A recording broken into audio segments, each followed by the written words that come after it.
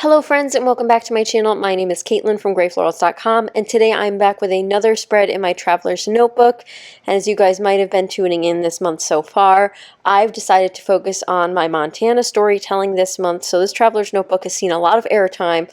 And if you guys aren't sick of it, you can check out my Patreon, which will be linked down below, where you can see even more process videos and behind the scenes for this project, including my page planning for this particular page. I had an idea, I went for it, and I loved the results. Hopefully you guys do too. But I'm starting off with my kit for how to kill a kit with style for the month of June. And if you guys haven't seen that, I'll have that link down below so you guys can check out everything that's in this kit, as well as see the product links if you are interested in it. And there's definitely a lot of older product in this, so a lot of this stuff isn't available anymore.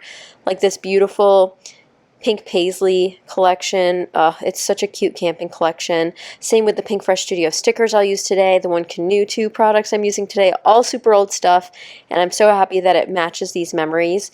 And if you guys have not also checked out my second Montana vlog, you can check that out. It'll be linked down below, where I take you guys along on another hike through Montana that I think you guys will just love. It's a nice short snippet of what I got to experience and what I'm trying to capture on these pages. And as always, you can head over to the blog for what's new over there, including blog posts, more photos of the trip, and more photos of all of these projects. But to get started, I'm using this lovely like sort of flat lay background paper here from, again, Pink Paisley Outfitters collection. And I did a poor job measuring and cutting, and as you work through a traveler's notebook, if you've never done it before, it gets thicker and thicker, and therefore the page sort of gets smaller and smaller because of the binding in the middle, depending on what type of binding you have on your traveler's notebook. But I ended up just using some scissors to trim out some of the excess that was left in the middle so it folds a little bit nicer. And you can check out all of the previous process videos for this traveler's notebook in the playlist link down below. I know there's some huge traveler's notebook fan out there, and I know that they might want to see those, so I'll have them in a playlist link down below. And if you're new to traveler's notebook, which I know a lot of people are discovering this year, definitely give it a go. It's definitely different, as you can tell from all of my previous works. I always use 4x6 photos in my traveler's notebook, hoping to change that soon once I get a photo printer to start changing it up, but totally doable with 4x6 photos, and it's a ton of fun working on a smaller canvas. And I know some people actually prefer traveler's notebooks, so it's definitely interesting how all of us have our unique taste for scrapbooking, but still love storytelling nonetheless. And for this particular story, I have the photo of the airport, which is the Glacier Park International Airport, which is the one I flew into for Montana. And I thought this was the smallest airport I've ever seen, which it is. It's actually very, very small, and I adored it, and it was just such a cool experience. So this is still capturing my first moments in Montana. If you guys haven't seen, I did scrapbook my actual first selfie in Montana last week, so definitely check that out if you haven't already. But like I said earlier, I did pre-plan this page with my patrons over on Patreon, so I had the washi tape pulled out, which is new. I got that for Christmas a couple of years ago. Maybe it was last year, maybe it was 2 years ago, but I'm finally using that wonderful, wonderful washi tape. I have a freckled fawn label that goes so well. There's something about diagonal stripes that makes me think of travel and airplanes, and it just works so well. Let me know if you have that same thought process as I do in the comments down below. And lastly, I'm using this adorable little wood veneer airplane, which is from Wild Whisper. I adore this wood veneer, and I'm not too afraid to use a little bit of bulk in my traveler's notebooks.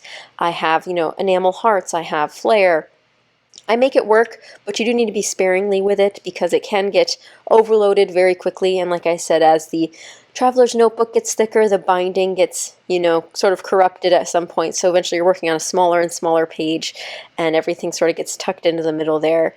But I pair it with this photo with a little washi tape underneath it. The flare, which is from Scrap and Happy Studio, an older set, but she makes a bunch of wonderful summer sets. So be sure to follow her page, and I'll have it linked down below in case you guys are interested. And pairing it with those freckled fawn enamel hearts, which I'm cruising through these much faster than I anticipated. I am definitely in a heavy embellishing mood, which you guys can probably tell with all of my layouts currently. But let me know if you're more of a maximalist or minimalist scrapbooker, and let me know if you'd like more videos on that topic, because I think it's such an interesting idea of how, things transformed over the years, because there's a lot of minimal scrapbooking right now, but also content-heavy scrapbooking, with products versus actual photos. So photos might be the smallest thing on the page. It is quite interesting to see how everybody's tastes change.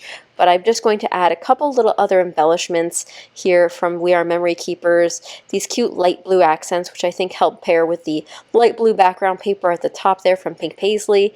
And then I get to work on my title, which I pulled out this die cut here, which is from One Canoe 2's Goldenrod collection, again an older collection I'm still working through, and these Pink Fresh Studio Boys Fort alphabets, which are the perfect size for a traveler's notebook. I adore it so much. And here's where I find out what my title should be. I kind of just pulled it out of my hat, and you actually see my hands go off screen for a moment because I wanted to make sure I was spelling it correctly. So I grabbed my phone to do some autocorrect just in case.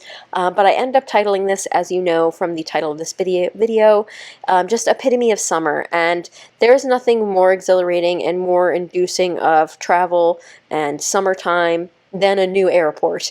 And that's sort of what I've captured in this photo here. So I decided to go with this bright blue font, which isn't a perfect match to the blue sky or the blue washi tape, but it's good enough for me. Nothing has to be an exact match when you're scrapbooking. You can really get away with a lot of different items.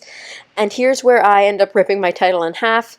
Luckily, when it comes to ephemera, you can easily push it back together and it looks like new, and I'm sure none of you would have noticed had I cut this out or had done anything differently, but a little ruffle in the M there never hurt anybody.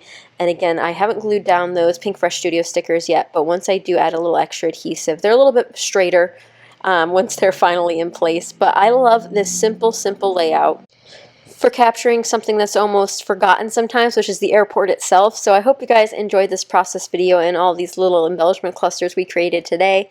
Let me know in the comments down below if you've ever scrapbooked a picture of an airport like I did. This was a small airport, so it was easy to take a photo of, but I really love how this page turned out, and hopefully you guys did too. Don't forget to check out all of the links down below, and I will see you guys again very soon. Thank you so much for watching. Bye!